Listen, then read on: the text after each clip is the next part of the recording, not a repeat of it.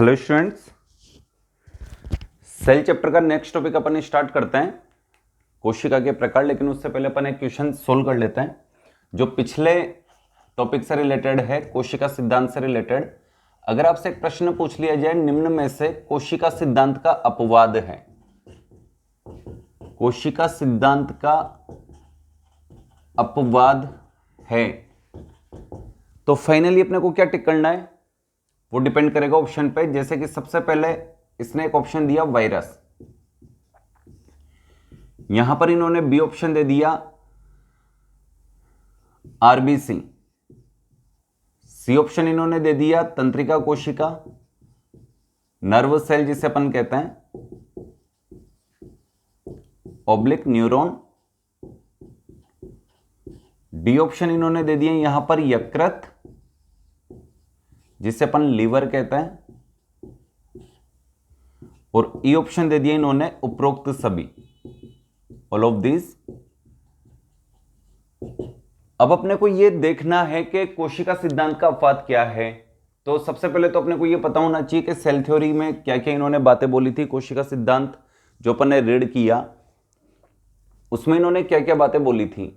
तो सबसे पहले अपन देख लेते हैं कि वायरस जो हमने पढ़ा था कि कोशिका सिद्धांत का सबसे प्रमुख अपवाद है, इसके रीजंस अपन इसके सामने लिख लेते हैं कि इसमें कोशिका भित्ति नहीं होती, इसमें कोशिका झिल्ली नहीं होती, इसमें कोशिका द्रव्य या जीव द्रव्य नहीं होता, इसमें केंद्रक नहीं होता, इसमें रिक्तिका नहीं होती, और साथ में हमने और भी लिखे थे कि इसमें कोशिका के जो अंग होते हैं, कोशिकांग जिन्हें अपन सेल ऑर्गेनेल्स कहते हैं, वो भी नहीं होते, अनुपस्थित।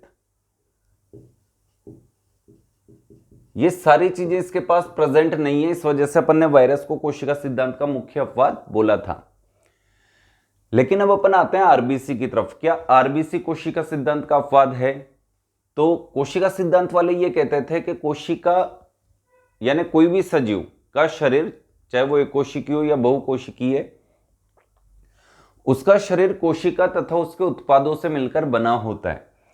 तो आरबीसी एक कोशिका तो है, सेल्स, लेकिन इसके जो उत्पाद हैं या उत्पाद से रिलेशन है अपना कोशिकांग, इसके अंदर कोशिकांग नहीं पाए जाते। जैसे एनिमल सेल है वैसे ही है, हरित लवक तो होगा ही नहीं, माइटोकॉन्ड्रिया नहीं होता, गोल्जिका नहीं होता, एंडोप्लाज्मिक रेटिकुलम नहीं होता, लाइसोसोम, सेंट्रोसोम, राइबोसोम, इसमें सब क्या होता है? एब्सेंट।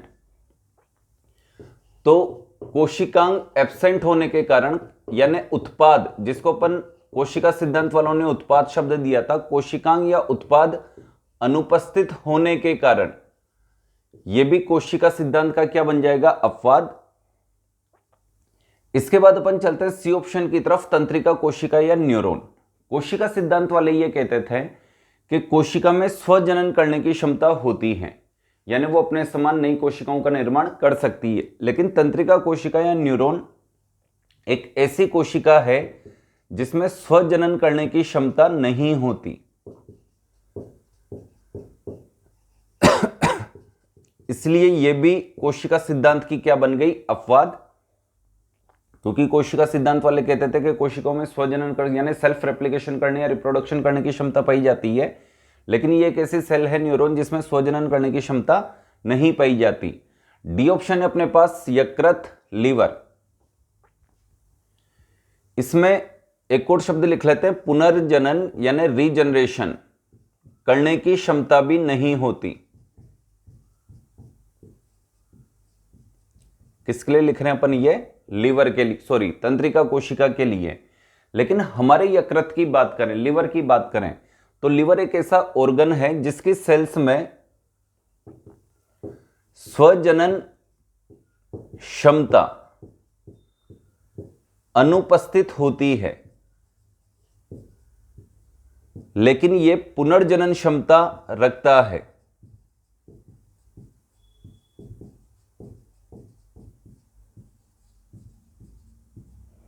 अब स्वजनन करने की क्षमता कोशिकाओं में पाई जाती है, लेकिन कोशिका सिद्धांत वाले तो कहते थे कि पाई जाती है, लेकिन लीवर स्वजनन करने की क्षमता नहीं रखता। यानी इसकी सेल स्वजनन करने की क्षमता नहीं रखता लेकिन रीजनरेशन करने की क्षमता रखती है। तो यहां पर फाइनली कोशिका सिद्धांत के अपवाद पूछे तो राइट आंसर चला जाता है उपरोक्त सभी। तो इसके अलावा भी अगर आपको कोई सेल्स मिलती है जिसमें कोशिका सिद्धांत के द्वारा कहे गए जितने भी लाइंस वक्तव्य इन्होंने दिए हैं अगर वो उससे मैच नहीं खाती है तो इसका मतलब वो कोशिका सिद्धांत की क्या बन जाती है, अपवाद। ये आपका सेल थ्योरी कंप्लीट हुआ। आधुनिक कोशिका सिद्धांत से रिलेटेड एक प्रश्न कई बार पूछा जाता है कि नई कोशिकाओं की उत्पत्ति पुरानी कोशिकाओं के विभाजन से होती है, यह कथन किसने दिया था? तो अपने को राइट आंसर देना है फाइनली रुडोल्फ विर्चो और कोल नेगेली। इसके बाद अपन अपना नया टॉपिक स्टार्ट करते हैं आज के लिए, जिसका नाम है कोशिका के प्रकार। एक बार फिर शब्द आ रहा है प्रकार, यानी टाइप्स ऑफ सेल। और हमने एक बात पढ़ी थी कि जब भी किसी भी चीज का प्रकार पढ़ा जाता है तो किसी न किसी आधार पर उन्हें डिवाइड किया जाता है। तो यहां पर जो डिवाइड किया गया है वो है केंद्रक की एब्सेंस और प्रेजेंस। और अगर प्रेजेंस है तो कितना डेवलप हो चुका है। तो फाइनली नेक्स्ट टॉपिक डालिए आप, कोशिका के प्रकार।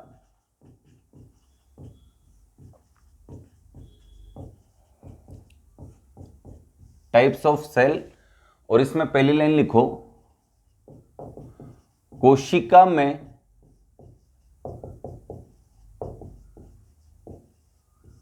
केंद्रक की अनुपस्थिति। यानी सबसे पहले तो हम देखेंगे कि वो प्रेजेंट है या एब्सेंट है। तो हमने देखा कि मान लेते हैं एब्सेंट है, तो कोशिका में केंद्रक की अनुपस्थिति व उपस्थिति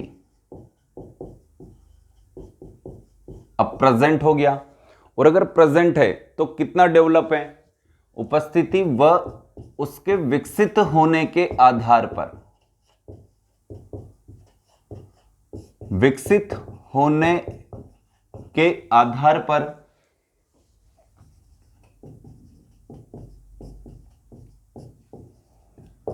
कोशिका निम्न 4 प्रकार की होती हैं। अब ये 4 प्रकार कौन कौन से अपन देख लेते हैं चार्ट के माध्यम से। इसको नोट कीजिए जब तक आप, इसको मैं मिटा देता हूं।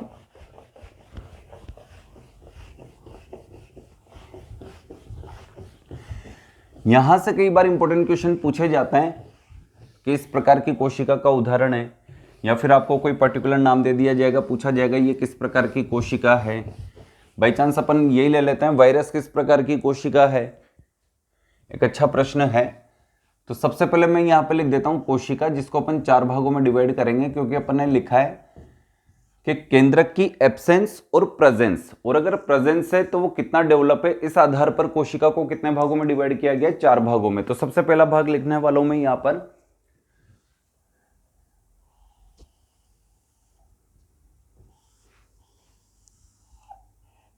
यह आखिरी, ये 3rd नंबर, ये 2nd नंबर और ये 1st नंबर। सबसे पहले मैंने यहां पर लिखा अकैरियोटिक सेल।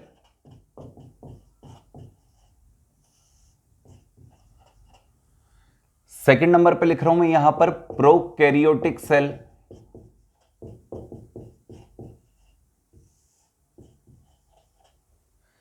तीसरे नंबर पे लिख रहा हूं मैं यहां पर यूकैरियोटिक सेल।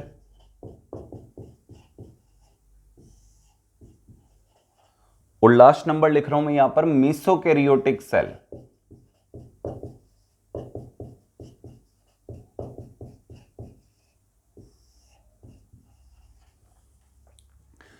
अब इन 4 प्रकार की कोशिकाओं को हम किस आधार पर डिवाइड कर रहे हैं, ऑलरेडी हम पढ़ चुके हैं कि कोशिका में केंद्रक एब्सेंट है या प्रेजेंट, और अगर प्रेजेंट है तो वो कितना डेवलप हो चुका है। तो सबसे पहले अपन इसको रीड कर लेते हैं, इनके नामों को अच्छे से पढ़ो, एक बार देखो कि इसमें कॉमन वर्ड कौन कौन से आ रहे हैं। सबसे पहले मैं आपको एक कॉमन वर्ड बता देता हूं, चारों जगह पर एक कॉमन वर्ड आ रहा है सेल, और इसका अर्थ हम शुरू से क्या पढ़ रहे हैं, कोशिका।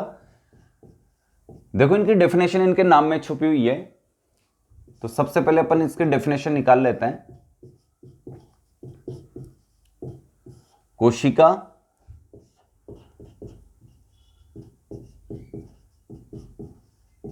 कोशिका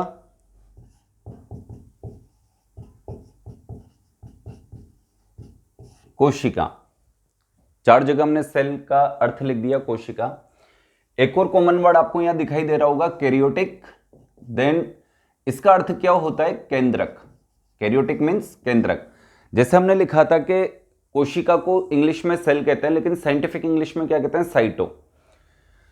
वैसे ही केंद्रक को इंग्लिश में न्यूक्लियस कहा जाता है, लेकिन साइंटिफिक लैंग्वेज या साइंटिफिक इंग्लिश में क्या कहा जाता है? कैरियोन। तो कैरियोन का मीनिंग क्या होगा? केंद्रक। इसलिए स्टडी ऑफ सेल पूछी जाए तो साइटोलॉजी, और स्टडी ऑफ न्यूक्लियस पूछा जाए तो कैरियोलॉजी। तो यहां पर अपन चारों जगह पर कैरियोटिक का अर्थ भी लिख लेते हैं, जो कॉमन दिखाई दे रहा है अपने को, केंद्रक।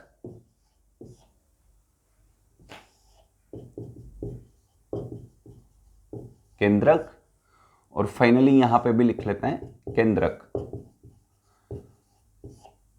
अब इन चारों जगहों पर अपने को कॉमन वर्ड के अलावा डिफरेंट वर्ड भी दिखाई दे रहे हैं। जैसे कि यहां पर एक शब्द दिया है अ, यहां पे एक शब्द दिया है प्रो, यहां पे एक शब्द दिया है यू, और यहां पे एक शब्द दिया है मीसो।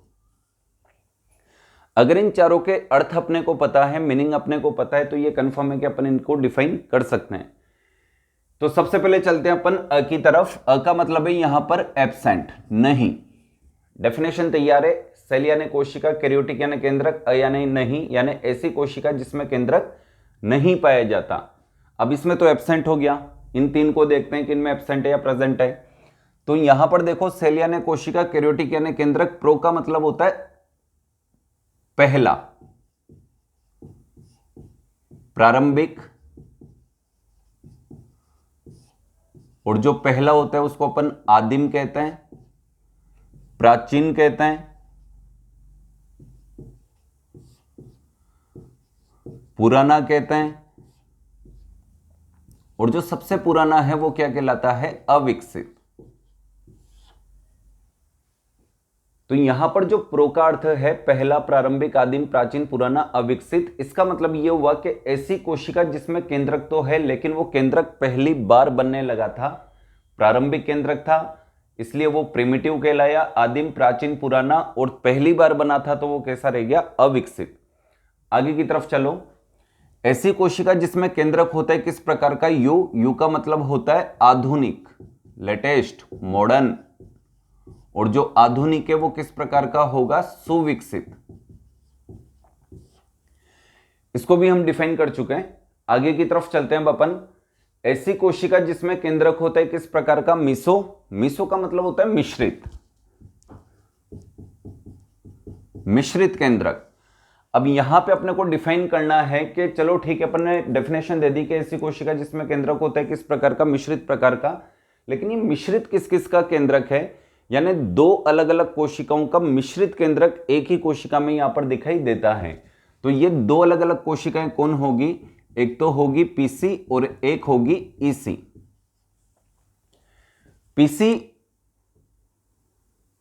पीसी का मतलब होता है यहां पर प्रोकैरियोटिक सेल, और ईसी का मतलब है यहां पर यूकैरियोटिक सेल।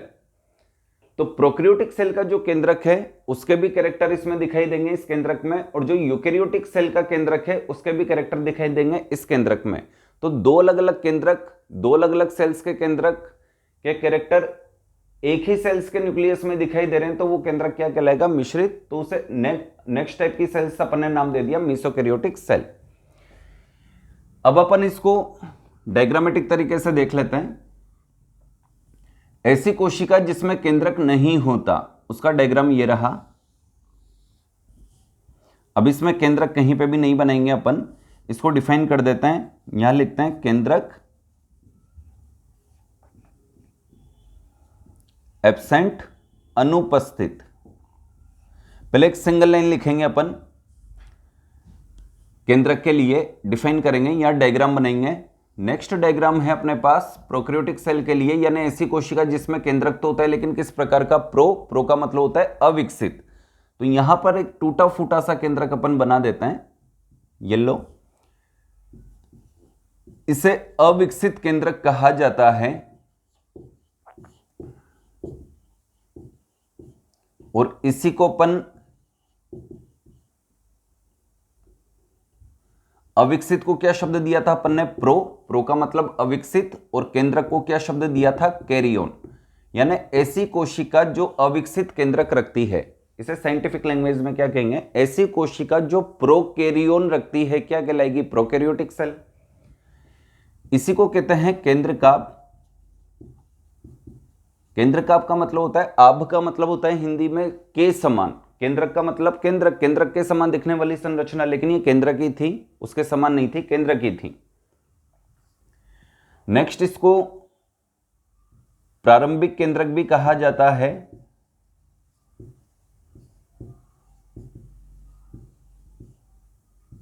इसको जीनोफोर भी कहा जाता है, और इसको न्यूक्लियोइड भी कहा जाता है।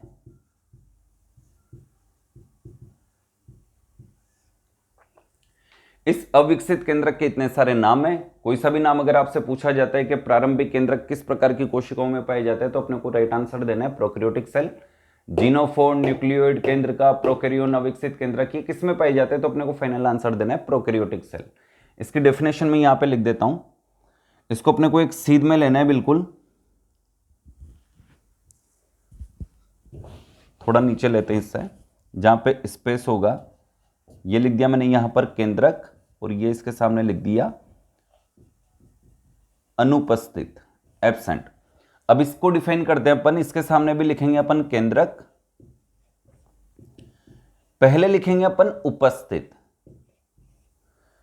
लेकिन ब्रैकेट में लिखेंगे अविकसित प्रकार का। उपस्थित तो था, लेकिन कैसा था? अविकसित, यानी पूरी तरह से डेवलप नहीं हो पाया था। नेक्स्ट टॉपिक की तरफ चलते हैं अपन, यूकैरियोटिक सेल की तरफ। इसको अपन ने नाम से जाना है कि ऐसी कोशिका जिसमें केंद्रक होता है किस प्रकार का? यू का मतलब सुविकसित, आधुनिक, लेटेस्ट, मॉडर्न। तो इसको भी डायग्रामेटिक तरीके से अपन पहले देख लेते हैं। ये रही कोशिका, इसमें अपन केंद्रक बनेंगे किस प्रकार का? सुविकसित, यानी कंप्लीट फॉर्मेशन हो चुका है इसका। येलो, इसको अपन नाम दे रहे हैं सुविकसित केंद्रक,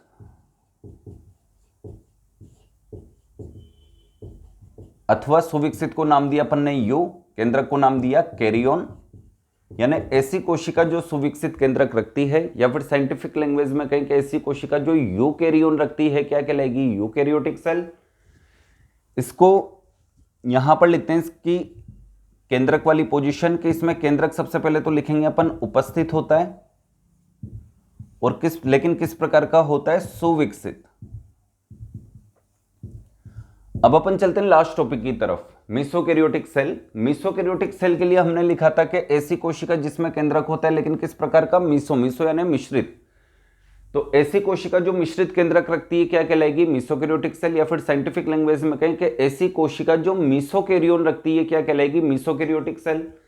अब ये मिश्रित केंद्रक का क्या मतलब है कि दो अलग अलग प्रकार की कोशिकाओं के केंद्रक के कैरेक्टर एक ही कोशिका के केंद्रक में दिखाई दे रहे हैं, तो क्या कहलाएगी? मिश्रित केंद्रक रखने वाली कोशिका। अब ये मिश्रित केंद्रक यानी किस किस केंद्रक का मिश्रण दर्शाती है? एक तो प्रोकैरियोटिक सेल और एक यूकैरियोटिक सेल। तो सबसे पहले अपन इसको भी देख लेते हैं डायग्रामेटिक तरीके से। ये अपन ने एक डायग्राम बनाया। केंद्रक कैसा बनाओगे? केंद्रक प्रेजेंट होता है, मिश्रित होता है, पीसी प्लस ईसी का, लेकिन इसके अधिकांश गुण किससे समानता रखते हैं? ईसी से। ईसी का मतलब यूकैरियोटिक सेल, इससे। यानी इसमें जो केंद्रक प्रेजेंट होता है वो कैसा होता है? सुविकसित। यहां पर अपन लिखेंगे मिश्रित केंद्रक ओब्लिक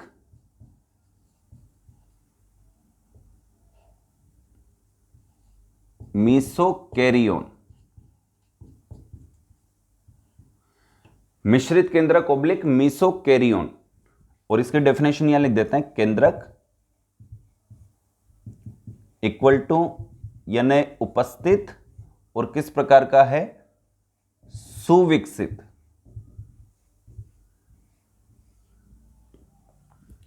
सुविकसित प्रकार का है सुविकसित, लेकिन कुछ कैरेक्टर किसके समान पाए जाते हैं? प्रोकैरियोटिक सेल के समान। यानी कुछ अविकसित भी होता है, लेकिन इसकी अधिकांश कैरेक्टर किससे मिलते हैं? यूकैरियोटिक सेल से, इसलिए इसको सुविकसित ही माना जाता है। अब यहां पर अपन ऐसे लिख देते हैं कि ये जो केंद्रक है इसमें पीसी के भी कैरेक्टर पाए जाते हैं और ये जो केंद्रक है इसमें ईसी के भी कैरेक्टर पाए जाते हैं, यानी पीसी और ईसी दोनों के कैरेक्टर पाए जाते हैं। अब ये कैरेक्टर कौन कौन से होते हैं अपन फिलहाल आगे देखते हैं, यहां तक आप नोट कीजिए। इसके लिए मैं यहां पर एक पॉइंट और लिख देता हूं,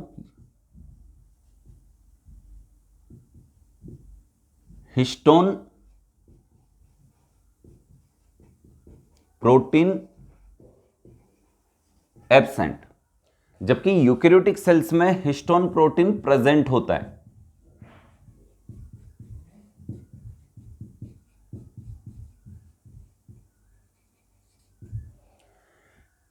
प्रोकैरियोटिक सेल में हिस्टोन प्रोटीन एब्सेंट होगा, यूकेरियोटिक सेल में हिस्टोन प्रोटीन प्रेजेंट होगा। अब अपन बात करते हैं कि मेसोकैरियोटिक सेल में पीसी और ईसी दोनों के कैरेक्टर पाए जाते हैं। अब हिस्टोन प्रोटीन की बात करें तो वहां पर हिस्टोन प्रोटीन प्रेजेंट होना चाहिए, एब्सेंट होना चाहिए, देखते हैं अपन आगे, लेकिन एक और पॉइंट ले लेते हैं अपन यहां पर। इसमें जो विभाजन पाया जाता है उसका नाम है असूत्रीय विभाजन, यानी अमाइटोसिस, और इसमें जो विभाजन पाया जाता है उसका नाम है समसूत्री व अर्धसूत्री विभाजन।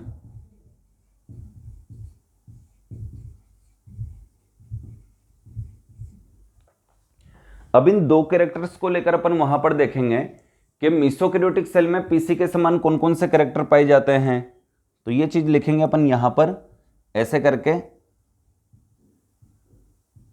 पीसी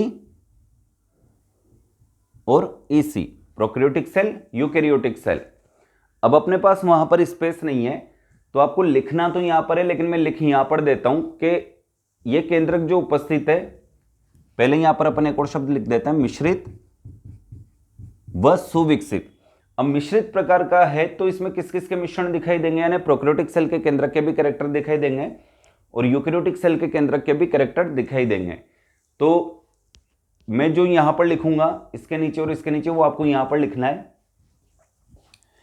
प्रोकैरियोटिक सेल के समान दिखाई देने वाला जो पहला कैरेक्टर मैं लिखने वाला हूं, इसके पास भी हिस्टोन प्रोटीन एब्सेंट होता है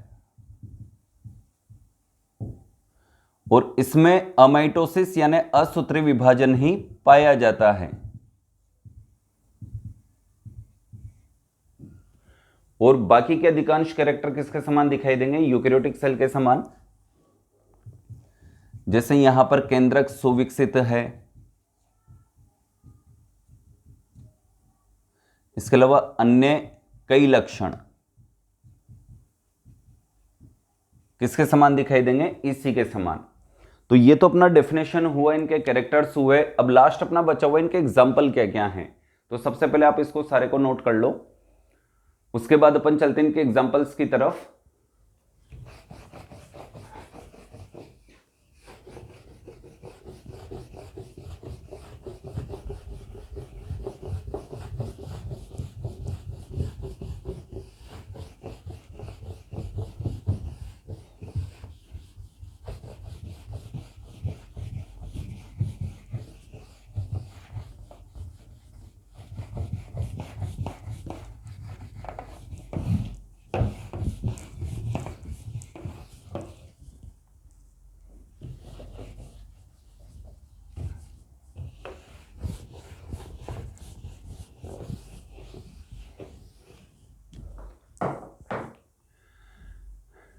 अब लास्ट चलते हैं अपन इनके एग्जांपल्स की तरफ कि ऐसे कौन कौन से सेल्स है जिनके बारे में हम कह सके कि ये प्रोकैरियोटिक सेल है, ये यूकेरियोटिक सेल है, ये मेसोकैरियोटिक सेल है, ये अकैरियोटिक सेल है।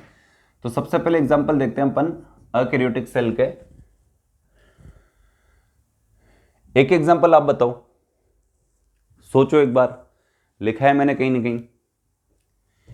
देखो थोड़ी देर पहले अपन ने एक एग्जांपल लिखा था पिछली क्लास में कि वायरस एक ऐसी कोशिका है, आज भी मैंने सोल्व करवाया वो। वायरस एक ऐसी कोशिका है पूरी दुनिया की, पूरी प्रकृति की, जिसमें कोशिका भित्ति, कोशिका झिल्ली, कोशिका द्रव्य या पूरा कंप्लीट जीव द्रव्य, केंद्रक, केंद्रक और रिक्तिका और कोशिकांग में से कुछ भी नहीं पाया जाता। इसका मतलब उस सेल में केंद्रक एब्सेंट होता है। तो ऐसी सेल जिसमें केंद्रक एब्सेंट हो क्या कहलाएगी, अकैरियोटिक सेल। मींस वायरस किसका एग्जांपल हुआ, अकैरियोटिक सेल का। तो इसका पहला उदाहरण अपन लिख रहे हैं, विषाणु ओब्लिक वायरस। इसका जो सेकंड एग्जाम्पल है अपने पास, वो अपन लेते हैं यहां पर स्तनधारियों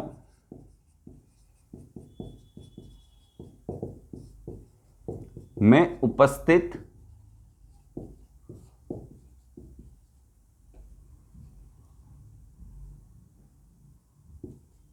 परिपक्व आरबीसी यानी मैच्योर आरबीसी। इसका मतलब मैच्योर आरबीसी का मतलब तो ये हुआ कि जो मैमल्स होते हैं उनकी मैच्योर आरबीसी में केंद्रक नहीं पाया जाता। इसका मतलब क्या हुआ कि जो भ्रूणीय आरबीसी होती है, एम्ब्रियोनिक आरबीसी होती है, उसमें केंद्रक पाया जाता है। बिल्कुल सही है। तो इसका एक फोटो बना देता हूं मैं। ये एक भ्रूणीय आरबीसी है स्तनधारियों की, इंग्लिश में इसे कहते हैं एम्ब्रियोनिक आरबीसी। अब ये आगे चलकर मैच्योर हो गई, थोड़ी बड़ी हो गई, मैच्योर हो गई, तो इसमें केंद्रक होना चाहिए, परिपक्व आरबीसी। लेकिन हम क्या देखते हैं कि स्तनधारियों की यानी मैमल्स की जो भ्रूणीय आरबीसी होती है उसमें केंद्रक प्रेजेंट होता है। लेकिन जब ये मैच्योर हो जाती है, मैच्योर हो गई, तब हम देखते हैं कि इसका केंद्रक नष्ट या लुप्त हो जाता है। तो जब भी प्रश्न दिया जाए, ऑप्शन दिए जाएं, तो अपने को इस शब्द को गौर करना है कि उस ऑप्शन में ये शब्द है या नहीं। स्तनधारियों की आरबीसी एक परफेक्ट आंसर नहीं है, वो भ्रूणीय प्रकार की भी हो सकती है, और भ्रूणीय प्रकार की अगर हो सकती तो उसमें केंद्रक प्रेजेंट होता है। अपने को शब्द क्या देखना है, मैच्योर वाली जो आरबीसी है मैमल्स की, उसमें केंद्रक नहीं पाया जाता है। लेकिन यहां पर अब उठ के आते हैं दो अपवाद, एक ऊंट और एक लामा। यहां पे अपवाद पूछे जाते हैं। अपवाद एक तो हो गया ऊंट और एक हो गया लामा। लामा भी एक जंतु है जो ऊंट के समान ही दिखाई देता है। एक बार आप इसे सर्च करें कहीं पर गूगल वगैरह पे, तो ऊंट और लामा दो ऐसे स्तनधारी हैं जिनकी भ्रूणीय आरबीसी में तो केंद्रक होता है ही सही, लेकिन मैच्योर आरबीसी में भी केंद्रक पाया जाता है। ये लो इनका डायग्राम बना देते हैं अपन। ये इनकी भ्रूणीय आरबीसी, भ्रूणीय आरबीसी में तो केंद्रक है ही सही, लेकिन इनकी जो मैच्योर आरबीसी होती है, ये रही, उसमें भी केंद्रक दिखाई देता है।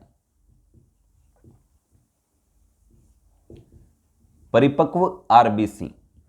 लेकिन स्टोरी अभी यहां खत्म नहीं हुई है, स्टोरी से आगे की भी देख लो कि ऊंट और लामा दो ऐसे स्तनधारी हैं जिनकी मैच्योर आरबीसी तक केंद्रक पहुंच जाता है यानी नष्ट नहीं होता। लेकिन इसके आगे की स्टोरी यह है कि कुछ दिन बाद, कुछ दिनों बाद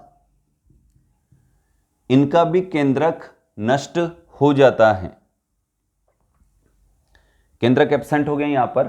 तो ये केवल इतना सा अपवाद रखते हैं कि जितने भी स्तनधारी हैं उनकी परिपक्व आरबीसी तक केंद्रक नहीं पहुंच पाता है, परिपक्व होने से पहले ही क्या हो जाता है, नष्ट। लेकिन ऊंट और लामा दो ऐसे स्तनधारी हैं जिनका केंद्रक परिपक्व अवस्था तक पहुंच जाता है, लेकिन कुछ दिनों बाद इसका भी केंद्रक क्या हो जाता है, इन दोनों का केंद्रक लुप्त हो जाता है, नष्ट हो जाता है। तो ये दो अच्छे एग्जाम्पल हैं अपने पास। एक तो विषाणु या वायरस अकैरियोटिक सेल का एग्जाम्पल है, और स्तनधारियों की परिपक्व आरबीसी भी किसका एग्जाम्पल है, अकैरियोटिक सेल की। इसके बाद तीसरा एग्जाम्पल और लिखा देता हूं मैं यहां पर, जिसमें अकैरियोटिक सेल अपना कंप्लीट हो जाएगा। अब अपन एग्जाम्पल लेते हैं, वायरस तो सजीव और निर्जीव के मध्य की योजक कड़ी है। दूसरा एग्जाम्पल हमने लिया आरबीसी को लेकर जो एनिमल्स में पाई जाती है। अब प्लांट्स को लेकर अपन एक और एग्जाम्पल लिख लेते हैं।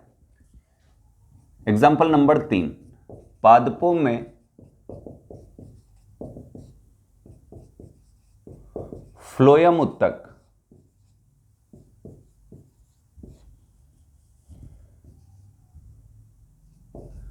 की चालनी नलिका भी इसे कहते हैं, कोशिका भी इसे कहते हैं, लेकिन दोनों में थोड़ा सा अंतर है। ये चालनी कोशिका है एक सिंगल, ऐसी कई चालनी कोशिकाएं एक के ऊपर एक व्यवस्थित होकर नलिकाकार संरचना बना लेती है। तो चालनी कोशिकाओं से मिलकर बनी हुई इस नलिकाकार संरचना को ही किस नाम से जाना जाता है, चालनी नलिका, जिसे सिव ट्यूब कहा जाता है।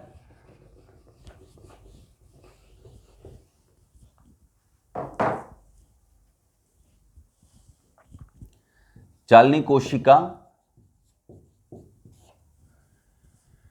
इसको भी आप नोट कीजिए, पादप में फ्लोएम ऊतक की चालनी कोशिका। चाहो तो आप एक छोटा सा डायग्राम यहां बना सकते हो याद रखने के लिए, आगे तो आएगा ही सही कि ये चालनी कोशिका है, चाको चालनी कोशिका पूरा लिखें, स्पेस नहीं है मेरे पास, चालनी कोशिका। और ये सभी चालनी कोशिकाएं आपस में मिलकर किसका निर्माण कर देगी, एक चालनी नलिका का। यानी यहां से और यहां तक जो स्ट्रक्चर आपको दिखाई दे रहा है ये कंप्लीट क्या कहलाएगा, चालनी नलिका। इसको आप नोट कीजिए।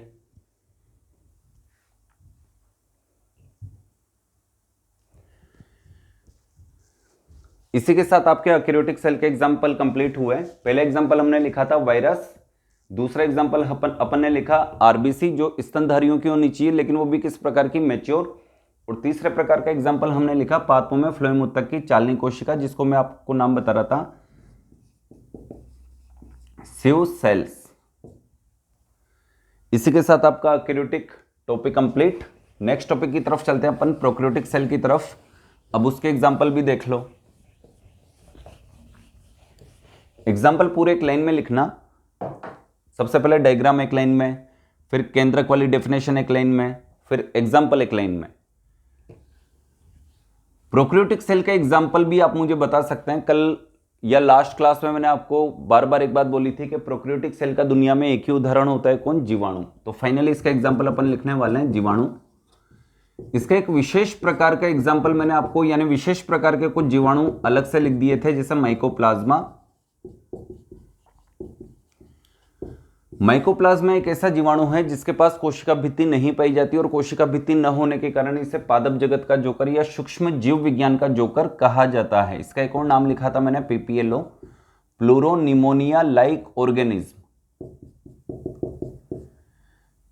अपने सूक्ष्म जीव नाम का चैप्टर आएगा, उसमें मैं इसका पूरा नाम भी लिखा दूंगा, फिलहाल बोल देता हूं प्लूरोनिमोनिया लाइक ऑर्गेनिज्म। तीसरे प्रकार के जो विशेष प्रकार के जीवाणु अलग से लिखे थे उनका नाम था नीलहरित शैवाल, जिसके बारे में मैंने आपको एक बात बताई थी कि इनके नाम में शैवाल जरूर आता है लेकिन ये शैवाल ना होकर क्या होता है, बैक्टीरिया होते हैं। बीजीए ओब्लिक साइनोबैक्टीरिया, इन्हीं को कहा जाता है। और साइनोबैक्टीरिया के मैंने आपको शायद 5 या 6 एग्जाम्पल लिखाए थे, एक बार फिर देख लेते हैं अपन। जैसे एक दो नाम याद करने की कोशिश करूं, एनाबिना, नोस्टोक, ओसिलेटोरिया,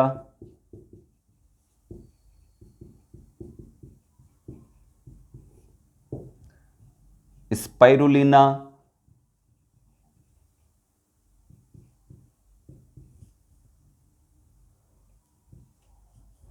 और लास्ट माइक्रोसिस्टिस।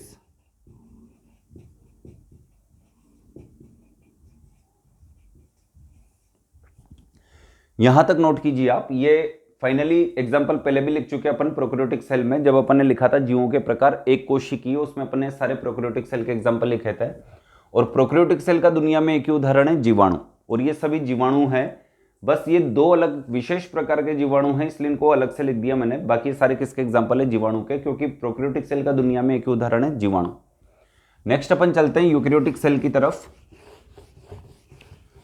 यूकैरियोटिक सेल के लिए अपन ने लिखा था कि ऐसी कोशिकाएं जिनमें सुविकसित प्रकार का केंद्रक पाया जाता है वो सब यूकैरियोटिक सेल्स में आती है।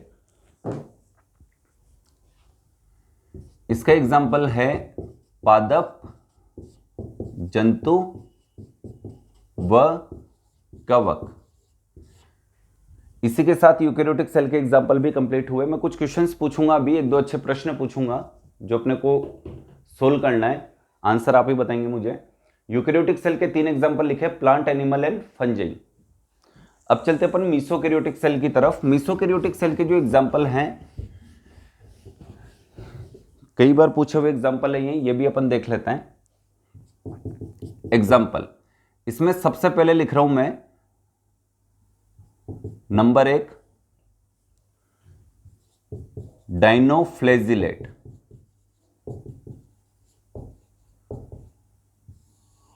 और डाइनोफ्लेजिलेट एक ग्रुप है जिसमें ये शैवालों का ग्रुप है जिसमें कुछ विशेष प्रकार की जो शैवाल्स पाई जाती है उनके नाम में लिख देता हूं। इसी के सामने लिखना, मेरे पास स्पेस नहीं तो मैं यहां लिख देता हूं।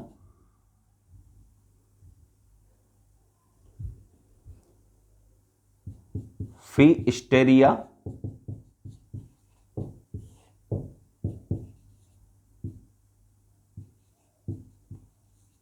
पिक्सिसिडा और एक गोनियोलेक्स,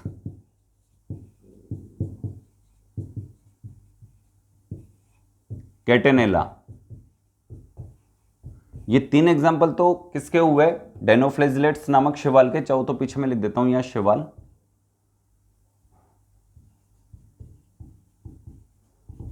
शैवाल लिखना है यहां पर और डैश लगा लेना। उसके 3 एग्जाम्पल हो गए, 3 प्रकार की शैवाल लिख दी मैंने यहां पर, फिस्टेरिया, पिक्सिसिडा और गोनियोलेक्स, कैटेनेला। सेकंड नंबर पर लिख रहा हूं मैं यहां पर समुद्री शैवाल।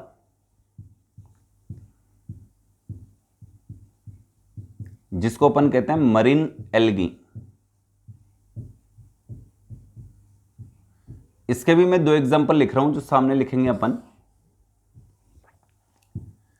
एक है जिम्नोडियम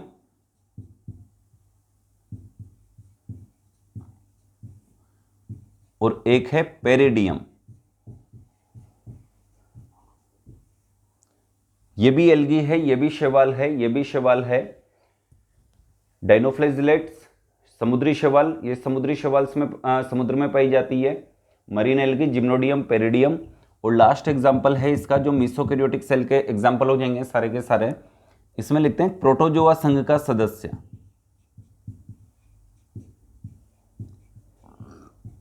प्रोटोजोआ सदस्य जिसका नाम है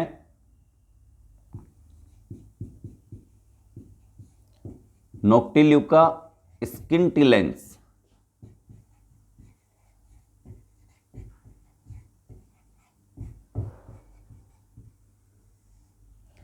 ये लीजिए, इसी के साथ आपके मीसोकैरियोटिक सेल्स भी कंप्लीट हुई।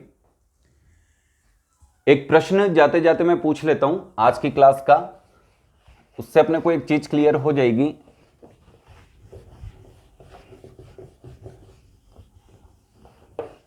कि प्रश्न कैसे पूछा जाएगा यहां से।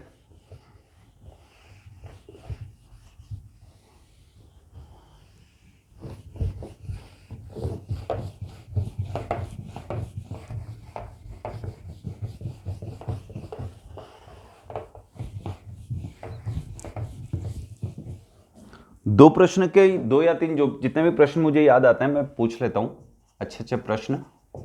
जैसे कि पहला एक अच्छा प्रश्न ऐसे पूछा जा सकता है, निम्न में से अकैरियोटिक कोशिका का उदाहरण है।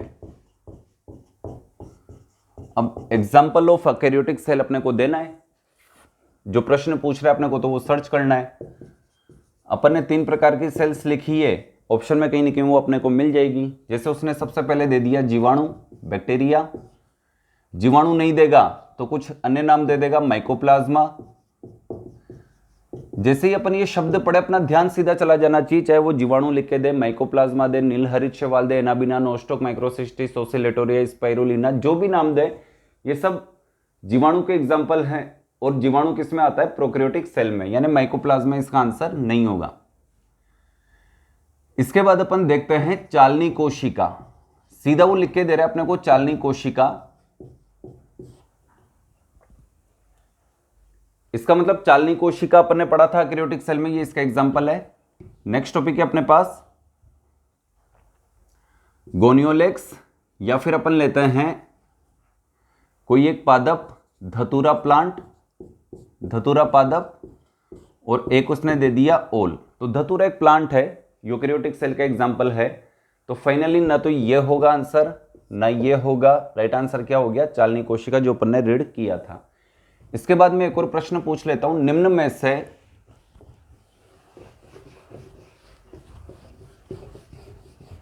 में से माइकोप्लाज्मा